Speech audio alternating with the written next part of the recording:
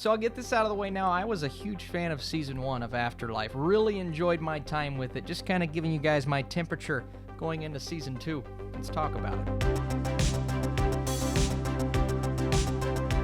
What is up, Netflix fans? Welcome back to my channel. One of the more underrated shows, in my opinion. And not that fans don't love it, but I just don't hear as many people talking about it as I think should have, and that is Afterlife.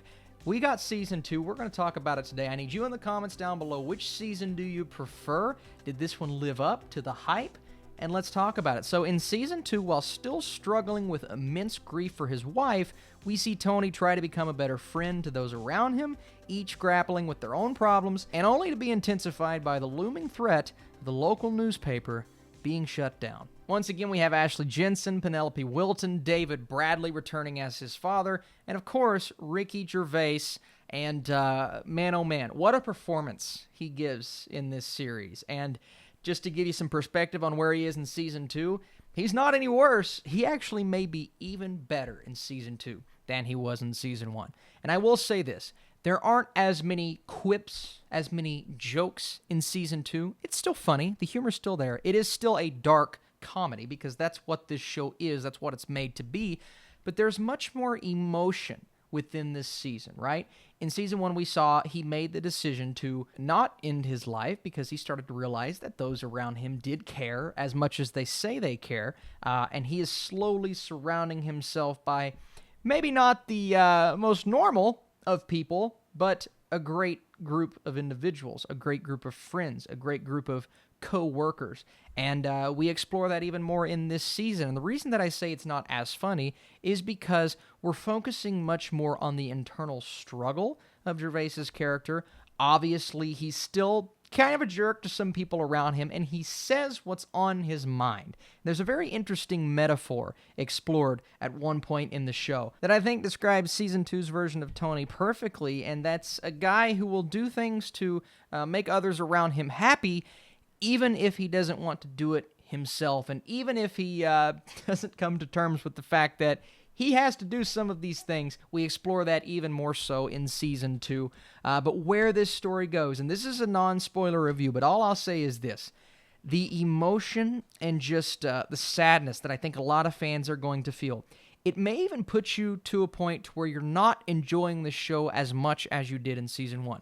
Maybe because it's not as dark, maybe because it's not pushing the boundaries like it did. I mean, Gervais is still being Gervais, and we know who he is at this point, and he wrote this show, right? So some of his humor, some of his comedy slips in, but it's not as front and center as it was in Season 1. He's way less harsh, and it gives the others around him a chance to shine from a comedic standpoint, and it gives him a chance to shine just from a performance standpoint, because the guy is constantly giving it his all. And obviously, from what I read, he's still struggling with the passing of his wife, and that is front and center. And I don't mean to sound like a complete jerk when I say this, and I know I'm going to, but at some points I'm sitting back going, is this something that is going to continue and feel stretched out as we get into, a Season 3, a Season 4?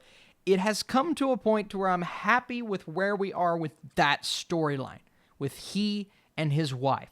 But from what happens at the end of Season 2, and as you can tell, I'm trying to tiptoe around spoilers here, and where we are going into the next season, I want them to kind of move on. I don't want him to completely move on, right? I still want that to be a lingering factor in his head, but I want it to go in a slightly different direction. And don't get me wrong, it worked in this season, but I do see how some, maybe even fans of Season 1, and if you're not a fan of Season 1, I probably wouldn't watch Season 2. But I could even see fans think, okay, it's moving a bit slow, it's getting a bit boring.